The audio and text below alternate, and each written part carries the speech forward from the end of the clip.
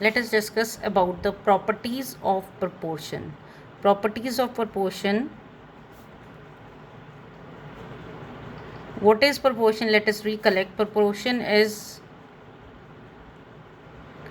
A is to B is equal to C is to D. When the two ratios are equated, that is called proportion. It is generally having the four terms. It is called continued proportion if it is comprised of the three terms, that first and second ratio first to second is same as second to third. Then these are called as the mean proportional. This is first and this is called as the third proportional. And in this case it is first proportional, second proportional, third proportional and fourth proportion. Now we will learn about the properties of the proportion, that is, if A, B, C, D are in proportion, then how many more proportion with these terms can be framed, that maintaining the equality. Is it first we let us learn invertendo. In invertendo, the terms remains to same. Invert means reciprocate. So B is to A is equal to C, D is to C. Means if A upon B is equal to C upon D, then B upon A is equally true. Equally true to be equal to D is to C. Likewise alternando. In alternando, in these the terms does not changes. They are same, but here we are interchanging second and third term. That is A upon C is equal to B upon B upon D. A upon C is equal to B. We have interchanged the second and third term. Then comes the properties in which the terms changes with the help of these four terms only. That is called componendo. In componendo, we have A plus B upon B. From A upon B is equal to C upon D. A upon B is equal to C upon D. From here we can derive the new ones, that is A plus B upon B is equal to B plus D upon D is equally true. That means numerator plus denominator upon denominator same, numerator upon denominator. In both the ratios the denominator is new denominator using AB, that already existing terms. So here we have the componendo. And in dividendo, it is all the same, but instead of the plus we'll have the minus.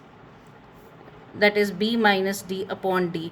That means if A upon B is equal to C upon D is true, then equally A minus B upon B is equal to B minus D upon D. Means there is another proportion from the same terms can be derived. Is it? So componendo and combined componendo and dividendo. It is called combined.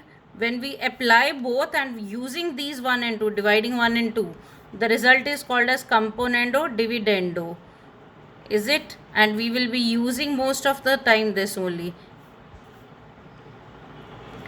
And to learn it, if we are given that is A upon B is equal to C upon D, then this results in A upon, that means numerator plus denominator upon numerator minus denominator of the left side is equal to numerator plus denominator upon numerator minus denominator of the other side.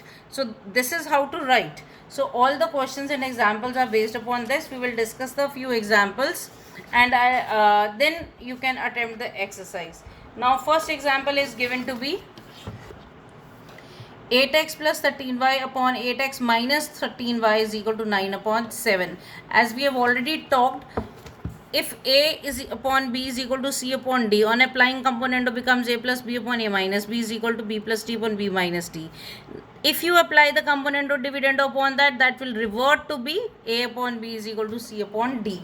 So we can go both ways. Sometimes you will be given the question in terms of the result of componendo dividendo, again applying will come back to the original form. Sometimes the question will be given in this form and we have to go towards this form as the result. So in the first example you have 8x plus 13y. So in first example here it is, we can make out it is componendo dividendo of 8x plus 13y. 8x upon 30, applying componendo dividendo on both sides. That means numerator plus denominator, numerator minus denominator. And do remember, it is always applied on both sides. It is applied on proportion. Proportion means equal to के इधर भी ratio है उधर भी ratio है. So on both sides it is to be applied 9 plus 7 upon 9 minus 7. Is it now simplifying? In that second term is cancelled, here first term is cancelled, we are left with 16x upon 26y is equal to, and simplifying we'll get the x upon y. Is it? So you have to adopt this. This method is not to be used. This is the cross multiplication method is never is to be used for the in place of component or dividend, or neither k method nor this method. Now in next example, a is to b. Now question 7c exercise, question number 5 and 7d 1 2 3 16 17 26 27, they are same as the example number 23 24 25. They are form of the applying component to dividendo in the one order or the other. So here comes the, you are given a is to b is equal to c upon d. So here we have to obtain this. If you make out the, let us see the question.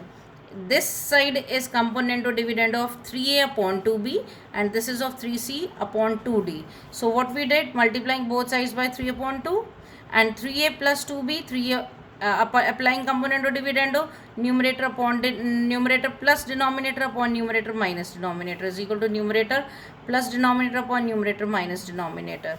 So this is equals to, again that directly that you will reach the result. And this method is not to be used. Make it, we are not supposed to use this method as this is not accepted. Now again 25th question is same as the question number 23. Here you are given this, as we can make out, this is the component or dividendo form after applying the alternandos. After applying the alternando, first and fourth term can be interchanged. Like here either first and fourth term you change, or this is they have changed the second and third. Either way, by applying the alternando we can have it in the standard form, then applying component or dividendo you will reach the result. Is it clear? And now so question number 1 2 3 of C exercise and 17 16 12 13 14, they are based upon example number 24 and 25. Now 26, example number 26, as we have discussed in the class also, p is equal to 4x upon 4xy upon x plus y. You can see p plus 2x. How to read the question? Now this part of the question is component or dividend of p plus 2x, p upon 2x, and this is component or dividend of p upon 2y. So given question we will, this is a given in the form of equation, we will change it in the form of the, that is proportion. How to change in the proportion? We will from 4x will take one factor 2x to this side. So p upon 2x is equal to 2y upon x plus y. Now taking this, now applying component on dividendo on this, numerator plus denominator, numerator minus denominator is equal to numerator plus denominator, numerator minus denominator. On simplifying it is this. Now similarly, now for second part, p plus 2y, we will rewrite the given in the form of another proportion, p upon 2y. Then we'll apply the component to dividendo, that is 2x upon x plus y. So this we can simplify to get that. Now these two answers will be substituted in place of the p and that is the first term and second term, and you can see the denominators are, this is y minus x, x minus y. On taking minus common, these will be the two same denominators. So then subtracting the numerator simply will result into your answer. Again, this method is not to be used because that is complicated, and moreover it won't be accepted in the board where you are expected to use the componendo and dividendo.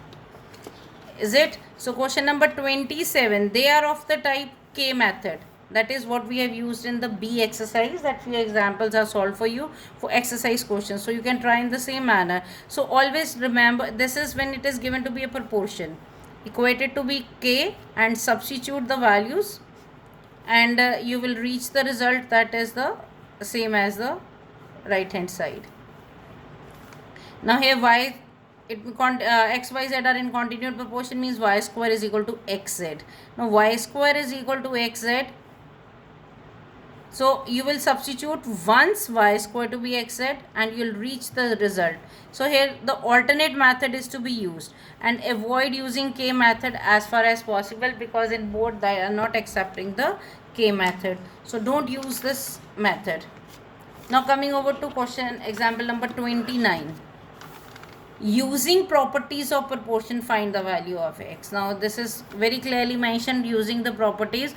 So that means all out of the alternando, even invertando, componendo, dividendo and componendo and dividendo we will be using to solve this. So applying componendo, or mostly that as per the history of the maths examination in ICSE, so we have been using the componendo and dividendo.